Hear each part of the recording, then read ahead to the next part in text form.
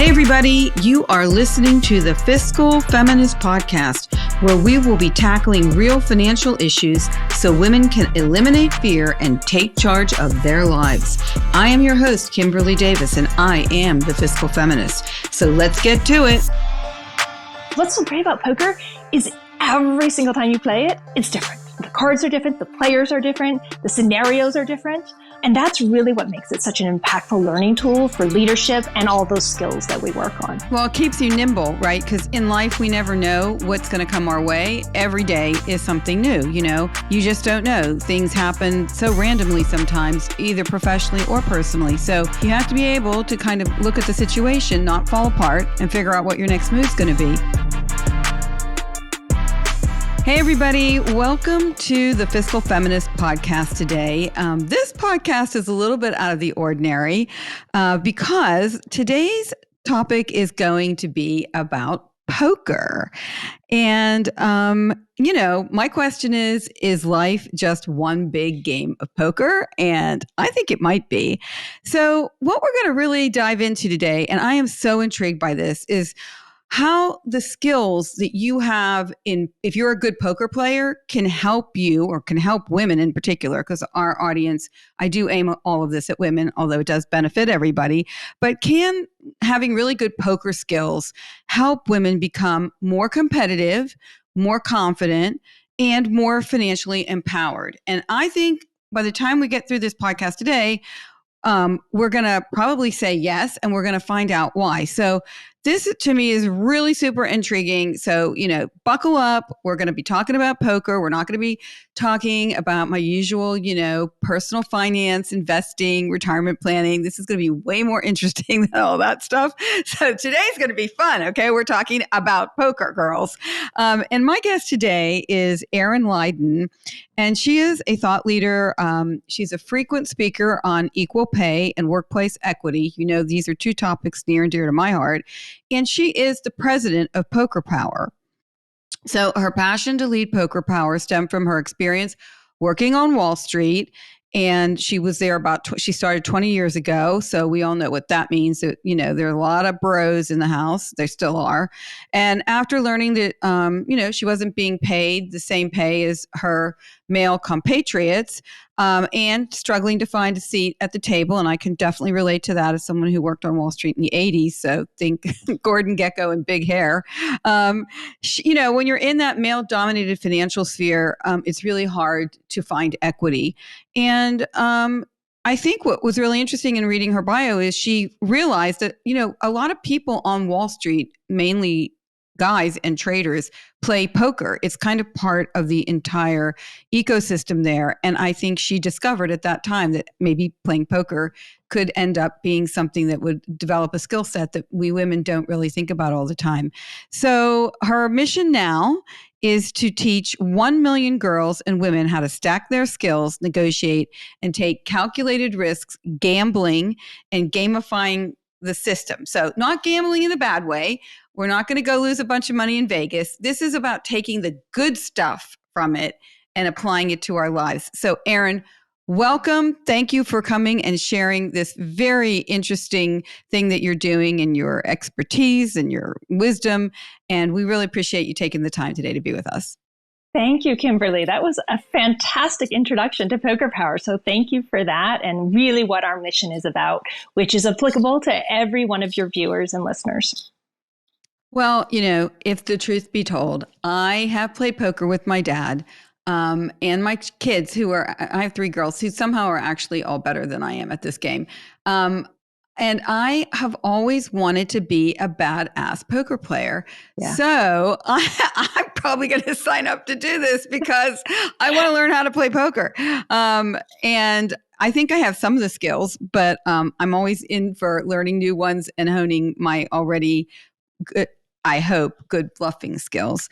So why don't you tell me a little bit, just give me a little bio of you, because you're now the president of this thing. So how did you get from JP Morgan to Poker Power? Yeah, my career has not been linear. And in fact, had I not had 2 daughters, mine are now 17 and 19, So back in the 2000s, I probably would still be at JP Morgan because I really loved my role there. I loved the prospects I had. I loved my colleagues. However, I did have two daughters while I was there, and I was quite young in my career. And I was a person who traveled 3 or 4 days a week to see clients, and I couldn't manage the child, the home, the husband, and the work. It was a very ambitious undertaking that I had, and it didn't work for me. And back then, you have to think back to late 1990s, early 2000s. There was not the word pay equity. There certainly was not flexible work. No. HR was not going to talk to you about how can we accommodate your pregnancy and your breastfeeding and, honestly, your pumping. It was still not doing it that much now either, but. Right. And so it really wasn't tenable to me. So I found myself, I was crying at home, crying on airplanes, crying in hotel rooms, and trying to hold it all together. So I made a decision to pause. And for my children and for me at that time, that was absolutely the right decision. My pause turned into a really long out of the workforce. It was 8 years, and that was not intentional. It just is how life evolved. I moved a few times. So fast forward, and it's now 2012. And I am asked to serve on a couple of boards of private companies. And that occurred because of one of my JP Morgan clients who I had stayed very close to. And I'm an enormous proponent of a network. A network is what is going to help you get every next step in your career. And it was through keeping that network warm that I had these opportunities. The reason that was so critical is it got me back into business. It got me back thinking about finance. I was on an audit committee. I was really in the strategy of both of these small companies. I did that for a number of years and then was asked to go to a company called Evil Geniuses, which is an esports, legendary esports brand. And I was the eyes and the ears for the money for the investors. As it turns out, the investors is Pig Six. So Peak Six is an equity options trading firm based in Chicago. They're very good at it. So they redeploy many of their profits into other companies. The founders of Peak Six are Matt Holzheiser and Jenny Just. And Jenny and I have known each other for 20 plus years. And so while I was at Evil Geniuses, one of their acquired companies, she shared this poker idea with me. And it was actually Christmas of 2019. So just kind of orientate yourself in the world what 2019 is. And she told me about an idea of teaching young girls how to play poker. And the origin story of Poker Power is actually Matt and Jenny's daughter played really poorly in a tennis match. And this does all connect. So poorly in a tennis match, Matt's watching the game, and he's frustrated. He's a highly competitive person. He comes through the family kitchen. Jenny's sitting there, and he says, Juliet should learn to play poker. And he keeps walking. And as is Jenny's way, she thought about it. And she said, why does it sound so weird to say my 14-year-old daughter should learn to play poker, especially because their 3 older sons all play the game? Just by osmosis. I don't know how teenage boys learn this game. I actually think it's summer camp and I think it's in their DNA. I don't know. It's in their Guys DNA. Play poker. Yeah. Yeah. And so what Jenny then proceeded to do is get a small group of Juliet's friends together, the moms together. And they actually found a 3rd grade teacher in the Chicago public schools to teach some poker lessons. And that's where this all began. This was not the idea for a company. We didn't think we were going to scale internationally. We weren't going to build a poker app. None of that was contemplated. But when Jenny told me this idea, I said, that's a really stupid one. Now, one, I can say that because she's brilliant and she's visionary. But 2, I can say that because I had been surrounded by poker and I had never taken my seat. I never felt welcomed.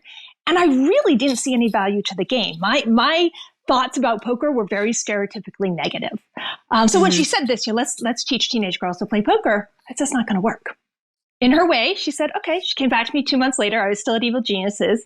And she said, we're going to make this work. Let's figure it out. And that's how we got started. 3 weeks later, the world locked down with the pandemic. I had left Evil Geniuses. I was fully ensconced in Poker Power. And we now had to build a virtual company, and none of us knew how to do it. So did her daughter benefit from learning to play poker? Did she better her tennis game in any way? Inquiring minds want to know. I mean, That's such a great question. She is an exceptionally good tennis player. She's a really good student, and she is probably best of all a poker player. She's a superb poker player. So you've been through the whole process. You've worked in male-dominated industries. Yeah. You know that it's really important that we advocate for ourselves because men will always do that on their own behalf. Women are a little bit more reticent to kind of put themselves out there and try to, negotiate their way through, thread that needle and get more money and so on and so forth. Yep. So I am always looking for ways to increase women's confidence because we have that competence problem, right? We Yep. have to be 100% competent before we put ourselves out there to do a job, even when men will put themselves out there when they're only 60% competent. And that is a fact. It's in my book. I know Yep. it's supported by It's research. the HP study. Yep. Exactly. It's the HP study. So, I think any skill set that we can kind of have fun learning and that will help us in our real world is just definitely worth looking into. So tell me in a nutshell, what is Poker Power? So we are both a virtual and an in real life business. We are direct to consumer and we are B2B. And that has evolved over time. Obviously, when we launched, the pandemic was in full swing and we built a virtual company. What we do day to day is we deliver up to 12 one-hour weekly poker lessons across a Zoom screen. And what's been great about this is we are now in 40 countries because we can teach poker literally anywhere, anytime because of the internet. What we figured out pretty quickly is that we wanted to create a hub for this community. As women started learning with us, they wanted to spend time together. They wanted to play games together. That was the impetus to build our own app. Not only did we want to capture data, not only did we want to create a safe space, but we really wanted to create this hub that would become really the go forward for Poker Power. Because to get to 1 million, as much as I would love to sit down at a table with 1 million different women for the rest of my life and play, there's not enough years that I have left. So we have to use technology. And that's really our poker app, which is called Poker Power Play. And then the third way you learn with us is typically through a corporate partnership. So we have 230 corporate partners, again, across the globe. They bring Poker Power in for cohorts of women. We also do mixed gender, but it's primarily women at all levels of the company. We've done interns all the way to the C-suite. And we take them through a series of poker workshops. All of what we do with our curriculum is translate gameplay to career acceleration and personal success. So it has nothing to do with getting you into the casino. If you want to go down the basement and play in that home game, you certainly can, but that's not the mission. The mission really is empowerment through learning and honing the skills of thinking and strategizing and taking risk like a winning poker player.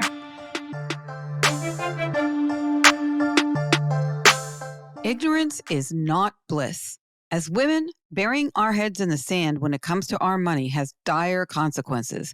But yet, so many of us have employed this detrimental strategy.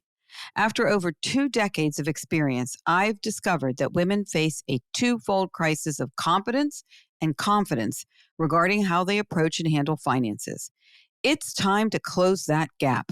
I wrote The Fiscal Feminist, a financial wake-up call for women, to teach women how to take charge of their money and control their financial destinies. This book will help you achieve financial literacy, establish the right tools and rules for managing your money and relationships, and to plan for your future. It's time to gain and maintain financial wellness on your own terms. Head to fiscalfeminist.com to order your copy today. So I have a question, just so everyone knows. So you can go on an app on your phone, or you can go to the website and also sign up as an individual. And is it like, would you be doing it like in a webinar, or how are you learning exactly? Yeah, so if you learn as an with us- individual, because the corporate thing is more structured in person. The company will hire you and give that as a perk to their employees as something, as a skill benefit. Exactly. But if I'm just regular old me and I can either go on the app and find the lessons, or I can go online and then sign up for the lessons. And what are the lessons going to look like? Am I online in a webinar, or how's that working? So the lessons that we teach virtually across Zoom are actually live classes. So everyone who has signed up is on that main screen of the Zoom. We have a live Poker Power teacher. We have 20 of them. They are all women experts who play the game regularly. And they deliver a series of 1-hour lessons. Each of those 60 minutes, you're going to spend 30 minutes in gameplay. And that's really critical because I can stand here and I can tell you all the mechanics of poker. I can explain the rules and certainly some strategy, but you need to do it. In order to actually start to hone these skills, you need to practice them yourselves. And that all occurs in the app. So the app is really the tool of the learning. Now, what we realize is that many people can't do 4 o'clock on Thursdays or 2 o'clock on Saturdays. And so within the Poker Power Play app, You also can do on-demand learning. So we have 14 very bite-sized, very short, about 5 minutes each, modules with a little quiz at the end. And you can get basically the lesson 1 and lesson 2 of our virtual lessons are in the app. You can then go and play against the bots. And the bot area of our app is the most popular part of the app. Because what we have figured out is that women do want to learn this game. And they want to get really good at this game. And they don't want to do it in front of other live humans. They want to do it on their own. And so women take a few lessons, they practice on the app, and then they go into the games and play against the bots until they feel ready to play in our community games, which we offer 3 times a day. And again, all of and this. And are there age restrictions as to who can? No, there aren't, because there is no real money transacting. So we are not part of the poker industry as you would typically think. We're an ed tech company, and so everything we're doing is education based.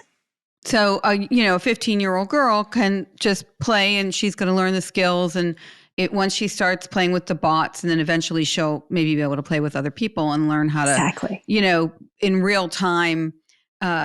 Negotiate in a sense, and also bluff, and be able to kind of put on her game face a little bit. Let me ask you a question. I think there are different types of poker, if I'm not wrong. You're correct. So is there one type of poker that you teach, or is there a variety of poker that you teach? What are you teaching? Yes. So we are teaching No Limit Texas Hold'em. And so that is the game that most typically gets played at most of the poker rooms across the globe. So if you walk into a poker room, that's what the majority of people are playing. There are dozens of variants of poker. They all have to do with cards. They all have to do with chips, but there's different rules around each of them. We wanted to teach a game that is very accessible to anyone. If people are playing poker, over the holidays, most likely it's going to be Texas Hold'em. Okay. All right. I think I have a poker game. I do that we play, and I'm going to be ready this year. I'm going to take everybody's chips. I can't wait. I love it. Awesome. We can help you with that, Kimberlee. Bragging rights. I'm ready. So you know what? Actually, the bragging rights is actually a really important point to make, is because there is no real money. So when you are playing with, there is no cash on the line as you would if you were in a real game at a casino. And what we have found is that those bragging rights, that leaderboard, that moment where you scoop all the chips because you've won, that is incredibly satisfying and motivating. And it keeps the women coming back. And that's how we retain them, is they want to experience that dopamine hit one more time and try again to win. And so it's actually been phenomenal to me that so many women want to continue to learn and practicing it better, just so they can, take the screenshot of that they won the game. I mean, winning is an awesome thing. And again, this isn't about learning how to play poker to go to Vegas and, be in the private rooms. I mean, I guess maybe if you're a really good poker player, you could do that, but I wouldn't recommend it unless you have enough money to lose.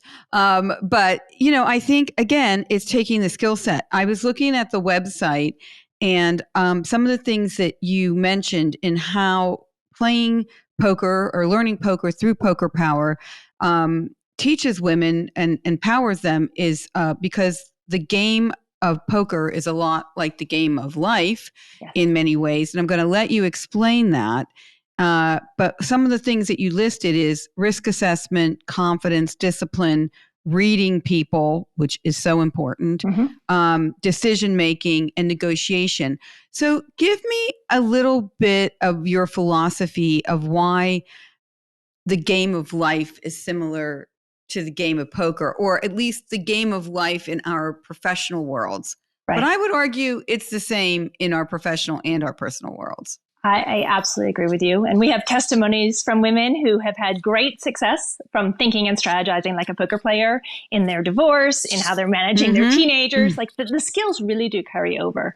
But to sort of set the stage around how we're teaching and why we think it's so critical that women practice these skills is, let's start with negotiation. The women and the word negotiation are often in the same sentence, and often there's some negativity around it. We're not doing enough of it. We're not asking for enough. We're afraid. Like, there's just a lot of nuance to And when we do it, we're being pushy, and, maybe people use not very nice words to describe us because for some reason we should be just nice, nurturing women who don't ever ask for what we deserve. Yeah, that actually doesn't work. And I will say that I think, because my daughters are young, I am seeing in them, and partly it's how I've raised them, but they are so much better at speaking up and asking for what they're worth than I certainly was at that age, or even, 10 years later. But Yeah, when we my teach girls as well. But I yours as think well, that's, we have to keep, sending the message by being a role model. yes. So when we are teaching negotiation with poker, it starts on day one. So each of our classes has a leadership theme, and there's 12 total. And the first one is courage. We know it takes a lot of courage to sit at a poker table. The next class is bold. To win at poker, you have to be a bold player. And what we really mean by that is be an aggressive player. Because what's so fantastic about poker is because it's a game of imperfect information, hidden information, is that you can win this game and not have the very best cards. So for example, the two very best cards to start with in Texas Hold'em are two aces. So you get dealt two aces, it's called pocket aces, pocket rockets. You're already well positioned to win that hand. However, pocket aces loses 20% of the time. Now, that doesn't mean you're not going to play your pocket aces. You're absolutely going to play those aces. But how you play them as the other players start to interact and the other cards come out, there's 5 cards that come out that everybody shares on the community board. That's where the strategy and the human element of poker. And I think that's probably one of the most beneficial things to practice with poker is actually playing against other humans, because humans act erratically. We bluff. We bet. We make mistakes. We're emotional. We're emotional. All of those components and elements create the poker game. So a poker game is never the same. You don't sit down and play the game the same way because your cards are going to be dealt by luck. But then how you play them, that's the skill piece. So if we think about negotiating poker, every time you're in a hand, you have to set a price. You're setting it or the other players are setting it. And then to stay in the hand, you have to either meet or match that price by calling, or you can raise, you can increase the number of chips that are in the pot.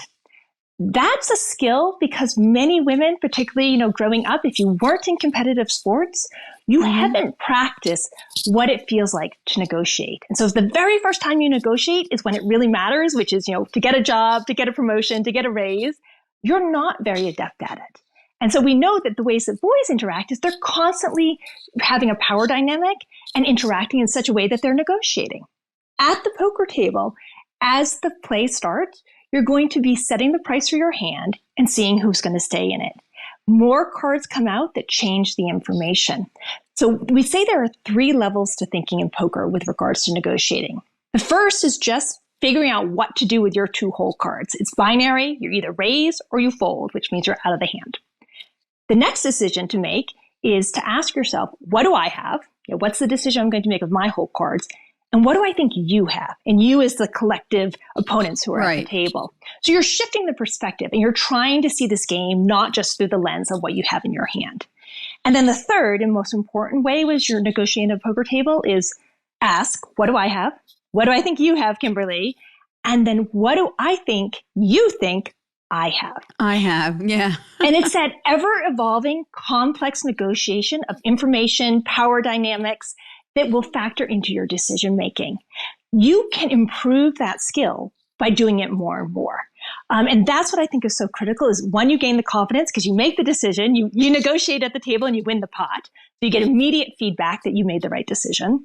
And then 2, you get better over time in different scenarios. I think you're aware because you have played poker that where you sit at a poker table is called your position. And it shifts with each hand of poker that gets played. And there are positions of strength, such as the dealer button, and there are positions of weakness, which is being under the gun and those blind positions. When you are in a position of strength, you have great ability to bet and bluff. You don't have that same ability to bluff typically when you're under the gun. And there's lots of factors that go into making that decision. So I was going to ask you about this because I wrote down when you were talking, how do the women learn about the risk reward? So you may have a really crappy hand and still bluff, right? Because you're just really good at it and you've got nerves of steel and you're just going to go for it because you think the other person has either a crappier hand or they're just not going to be able to stand up to you and they'll just fold because they're going to believe that you've got it going on. But how do you inculcate those risk reward skills, analysis skills through this process? Yes. So when we're first starting to teach, we actually make this very, very bite-sized, and it's intentional because we could throw a very complex strategy on day one and 99% of the women are not going to come back. And so what we have learned is let's help you be successful the very first time you sit at the poker table. And success is certainly winning a pot of chips, but it's also having fun. The fun element can't be lost when you're playing. It's a social game. You should be having fun. But with risk, we're going to help you think through the scenarios where that risk reward makes sense. So some of that is doing poker math. I'll tell you a quick story about poker math because it used to be lesson 3. So you'd come to us, you have 2 hours with us. Lesson 3, that next hour, was poker math. That was the most skipped lesson during the pandemic. Now really? Because I would think you really need to know poker math to be good at poker. You do, but you're not ready for it. It just has the word math in it. That's the problem. That was exactly the problem. So when we changed the word to calculating, which felt a little more accessible, a little more intriguing. Okay, we're going to learn about calculating. And we moved it to lesson 7. Because I know that if you've already spent 6 hours with us, you're coming back for lesson 7, and you really are going to learn how to do the probabilities, how to think about the pot odds. You're going to value that experience really highly, and that's played out. So just give me a really bite-size so we can dispel all fear that is associated with the word math and poker. So what is a bite-sized kind of description of what poker math is? Is it all about statistics and probabilities and the cards, or? Yeah, what you're trying to determine is the likelihood or probability, but let's use the word likelihood, of a card coming out. And the next card to get dealt is either going to improve your hand, which means you have your 2 cards and you're seeking other cards to come out because poker's a matching game. And so you're looking for the likelihood that card can come. And that's based off of what has already been played. And so that's not a difficult calculation. And you can do this on your fingers, honestly. You don't need a calculator. And then secondly, you're going to start to think about how much do I bet? And that is a really important component. I do want to talk about bankroll here now or soon because it's a really important component of poker is how big is your chip stack? How does that compare to the other players? So for example, when you're playing poker, and let's say you started, with 30 big blinds, which is a sizable chip stack. And it's okay, you don't understand all the jargon here, but you've got a good stack of chips in front of you. Play goes on and on, it's an hour later, and now you have 10 big blinds. Other people at the table have been winning your chips and their stacks are bigger. So you are now at a disadvantage. You can't be the bully at that table. And it's really important to understand how you can maneuver your chips effectively to try to capture the pot, to get the most expected value out of that pot.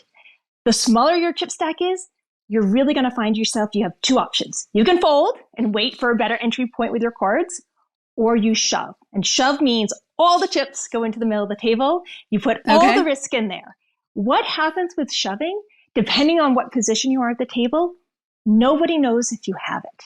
And this is particularly true when you aren't playing with people who know you personally and you kind of can see the tells and read the tells on you.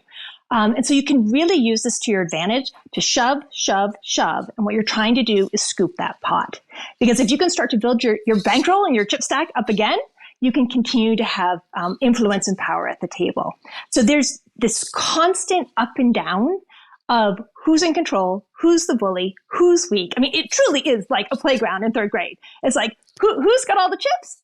That's the person that you want to be. And we work on strategies that are both math related, but I swear they're not scary, as well as perception, EQ. Women are superb at reading people across the table. And then just knowing how to be disciplined. And I think, very much with investing, discipline is incredibly important to building your portfolio. Being a poker player and having discipline at the table and knowing the entry points to play versus when you should fold is critical. So when you shove, you would shove if you think that the likelihood is that your cards are in the realm of being good. Right. So remember, you're starting with just 2 cards. Everybody starts with 2 cards face down. So the 5 cards of the community board haven't come out yet. That's when you're making your decision to shove. Oh, I see. And so what you actually, there's a strategy to think about. You don't actually want more cards to come out because it could make your hand worse, especially if you don't actually have a very strong hand. But you're putting the pressure on all the other players by shoving. Now, someone who has fewer chips than you, so let's say you have 10 and someone has 5, that's a tough decision for them. If they have bad cards, they are probably not going to, they're going to fold and they're going to match your bet. If somebody has that 30 or 40, unfortunately, they're in the bully position. They can put those 10 chips in, and they want to see what other cards come out. And it changed. What's so great about poker is every single time you play it, it's different. The cards are different. The players are different. The scenarios are different. And that's really what makes it such an impactful learning tool for leadership and all those skills that we work on.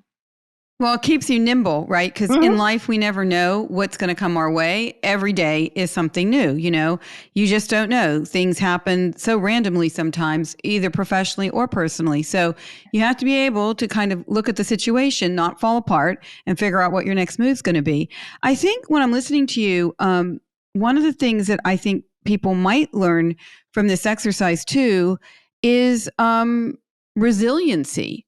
Yes. So you might lose a game, but it doesn't mean you're just going to go away and never play poker again, right? It's learning how to lose and then come back, try to marshal your resources, figure out what went wrong, and then sitting back down at the table and trying it again. And I think, some women are going to have to lose in this, right?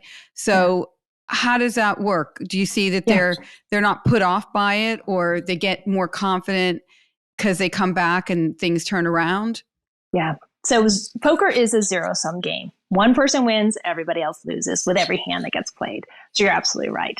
I do think being in competitive environments, even gameplay environments, is critical for women to experience, because that is the boardroom, that is the interview room, that is the classroom. It is competitive. So let's practice being comfortable there. What you also spoke about was emotion. Like, how do you manage losing? And in poker, you are going to lose. Even the very best poker professionals lose more than they win. But when they win really big. And that's how they're able to do this as a career. But you want to lose less than the other people at the table. That's how you end up with the most chips. And you want to lose better. And when I say better, I'm talking about tilt. And I'm not sure if the tilt is a familiar word to you, but in poker, that means how you are reacting because of bad luck. So let's go back to those two pocket aces I spoke about earlier. That should win 80% of the time, but it's going to lose 20% of the time. So you've got your two aces, you've bet pretty big, and you end up losing that hand. You could react by going on tilt. You could be so frustrated, so annoyed. You've got hate losing tilt. You've got desperation tilt. You've got all these kinds of tilt that may be happening. And that's going to then negatively impact the rest of your gameplay. Once you start on tilt, you pretty much go down the hill pretty quickly. What we like to teach is let's be perceptive. Let's control the emotions, control the uncontrollable, which is at a poker table. It's your decision making. You can't control the other players. You definitely can't control how the cards get dealt, but you can control how you react. And one of the most powerful tools in poker is checking. It's pausing the gameplay. So you literally tap on the table or you say the word check, and that passes action to the next player. It doesn't sound like a big deal, but one of the things that it does that's so critical, particularly if you're verging on being on tilt, is it lets you catch your breath. It lets you reset emotionally. The other thing you can always do is step away. And we advocate that too. Step away from the table, walk around, get control of how you're feeling, and then sit back down in a better mindset. The emotional component around poker is so much like being in, a firecracker of a setting at work. Maybe you're having a struggle with your boss. Maybe you've got a really tough client that you're trying to navigate and be successful with. Sometimes the best thing you can do is check, pause, gather more information, and reset your emotions. Yeah, I believe that wholeheartedly. I think it's also applicable to investing, right? When, things are going down and everybody's in a turmoil and emotional and watching, CNBC and Fox Business, and everyone's like getting everybody whipped up into a frenzy. Selling at a low is usually not the best thing to do. Right. And a lot of people will do that because they're emotionally fearful and they're not basing it on logic or, if you've invested wisely and you have a diversified portfolio, your portfolio will stand the test of time. So you need to hold, or you need to step away and catch your breath and realize that you're just acting out of fear or emotion. And I think that emotions can be our undoing. So learning how to control them and to really not let them, kind of just literally dictate how we react to situations is so important. And I think that, in this kind of situation that you're teaching women, this gameplay is like you're in real time with other people who you can't control. So it's a really useful skill, right? And I read on your website that the Federal Reserve said that better traders or traders, a lot of traders play poker, and the better poker player they are, the better the trader they are. Yes. And I think that is something that I figured out when I was on Wall Street. A lot of those guys are massive poker players and hedge fund managers. They all like this game. But I do think it teaches people to keep their emotions in check. And we as women, I think this is something that we aren't taught to do. If in fact, I think we're almost taught to go the other way, which is to be more like where our, let it all out, wear your heart on your sleeve. Or when we get upset or have a legitimate point, a lot of people will say, don't get emotional. When people say that to me, I literally want to wring their neck. I am not emotional. I'm just telling you off. That's it. It's not me being emotional. You're just a jerk and I'm telling you off. But that's not me being emotional. That's just me being clear. But they're attributing to me what they think because they're mad at me for telling them off. But I would like to translate how all this goes to asking for a seat at the table. And, I think it's really shown me that I think you can really help women with real-time analytical skills, as well as keeping emotions in check, and how to like present themselves so that people are not quite sure what's going on behind the eyes, Yeah, that poker face. Yep. Yeah. How is this also translating and getting them to ask for a seat at the table? Yeah. I was thinking about this before we started, Kimberlee, and thinking, how to translate this to your community, who are investors, are very interested, or people making career decisions. A lot of the people that listen to me aren't even at the investing stage. They may be younger people. They're entering the workforce. They're deciding whether they should negotiate and ask for more money when they get that job offer, when they know because they're getting paid less than they should be. All of these things are part of our ecosystem of how we build our net worth. It's not just having a budget and investing in retirement planning. It's how do you negotiate? What are your intentional career choices? How are you interfacing with other people that can bring you down if you don't stand up for yourself? And how are you advocating within your own home? If you're the primary breadwinner, are you still doing 75% of all the household stuff and taking care of kids? Because if you are, you're not advocating very well for yourself at home. So these are skill sets that infiltrate all and how you commingle your money with other people and negotiate with them in your partnership, whether it be a partnership or a marriage. So these are skills that all apply, but all of those realms affect our net worth as women. So you could be the best investor in the world, but if you screw up on all these other things, it may not matter. Yeah.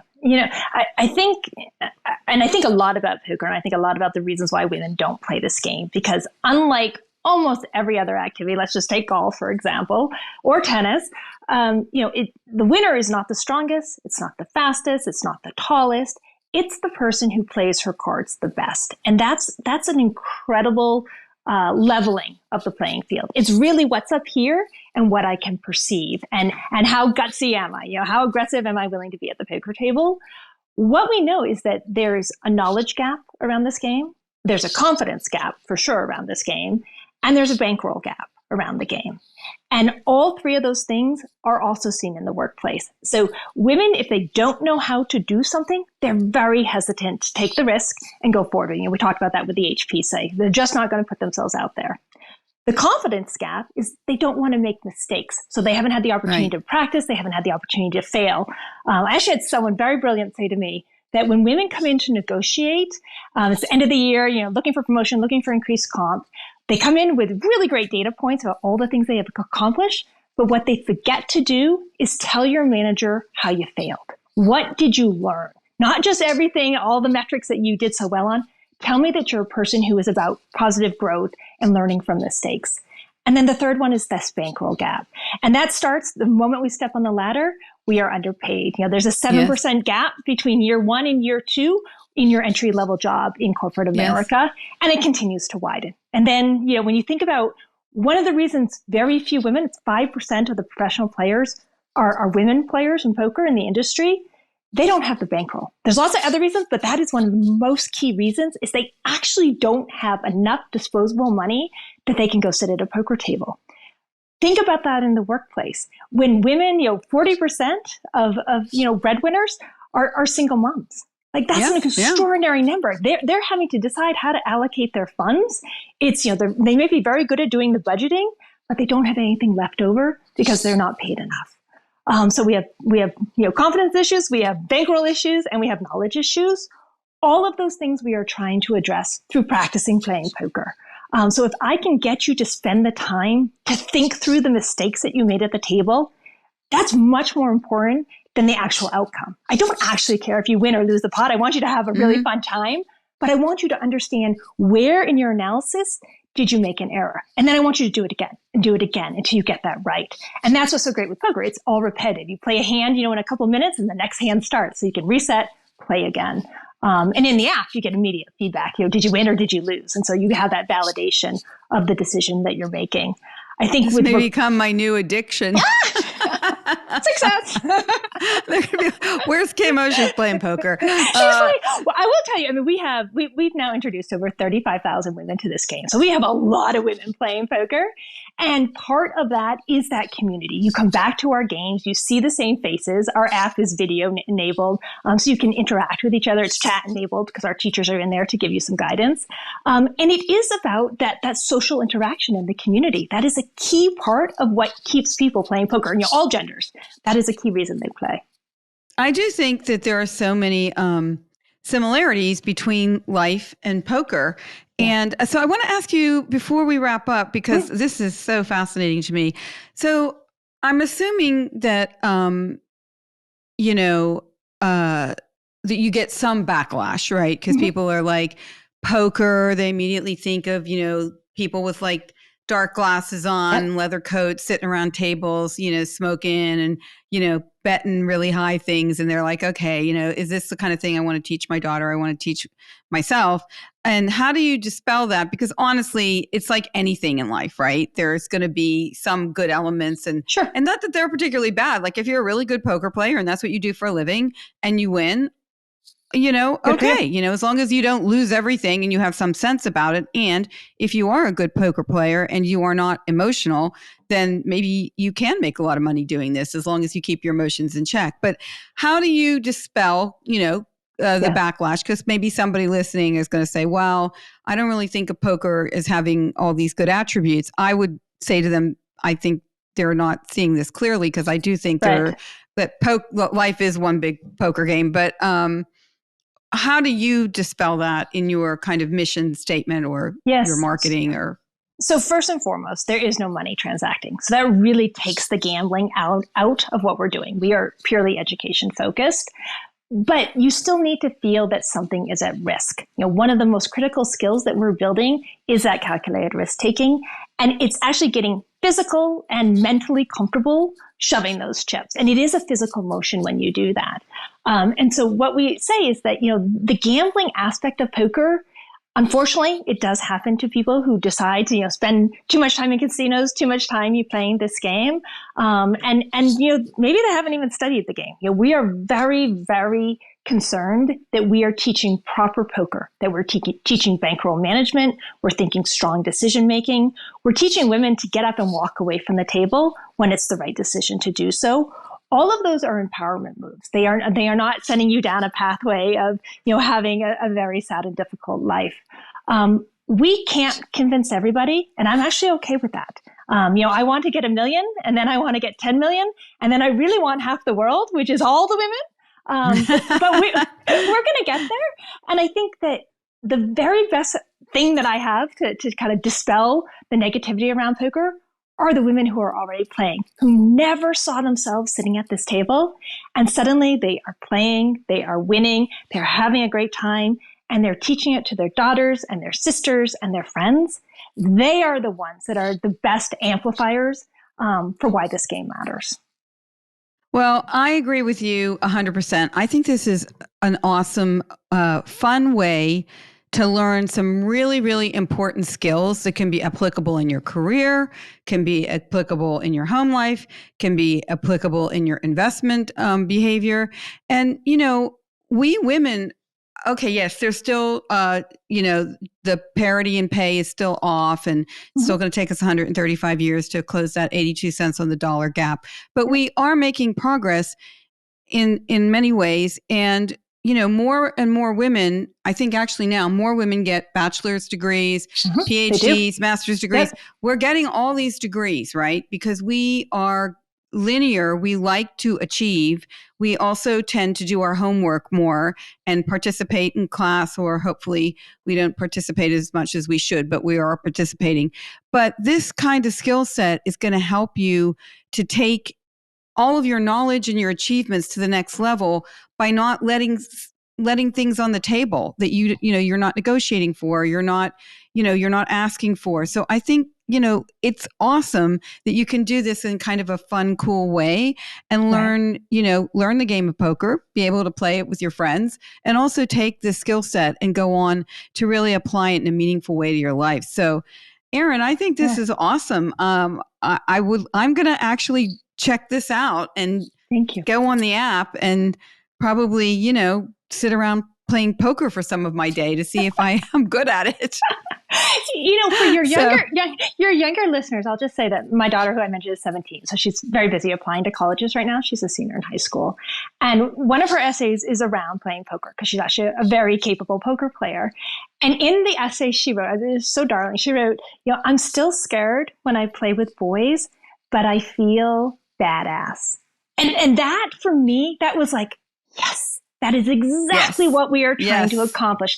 Play this game, build the skills, build the confidence, and then go be badass. And whatever it is you're going to do in your life, that's success for me. And don't be afraid to sit at the table with dudes. I mean, once like your daughter now, she's sitting at the table and she may win, she may lose, but she took her seat at the table and she's not like some shrinking violet saying, oh, I can't sit at the table and play poker with my brothers or my male friends, right? Yep.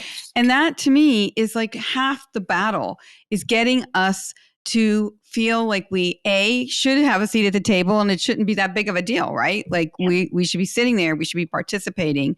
We're not, we're still not like those days of being homebound and not being property owners and not having any rights are gone. So now we have to grasp this, because if we don't grasp it, no one's going to grasp it for us, right?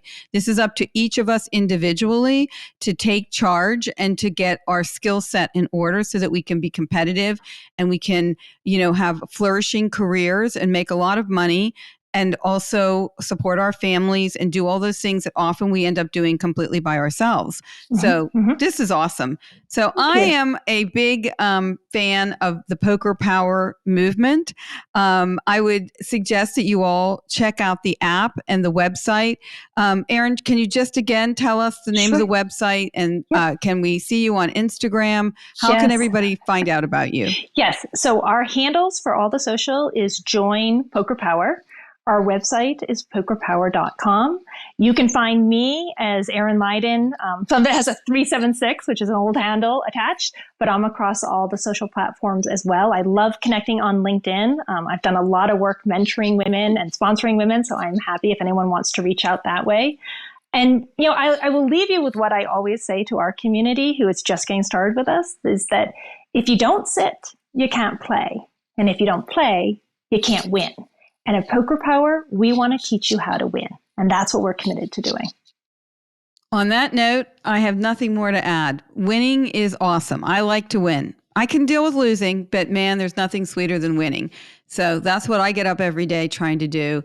And I think if you check out Poker Power, you're going to get those, you're going to learn some skills and hone them, and you're going to be amazed. You're going to apply them to all parts of your life. So these ladies are doing something absolutely powerful and impactful. And thank you, Erin, for all your work in this space. Thank you for joining me today. It's been awesome. Guys, check out Poker Power. And until next time, just keep on winning. Talk to you later. Thank you, guys. Thank you for listening today to the Fiscal Feminist Podcast. Please take a minute to subscribe to the podcast on your preferred podcast platform, and I would really appreciate if you could also rate and review it. You can also find me on Instagram and TikTok at The Fiscal Feminist, or check out the website fiscalfeminist.com.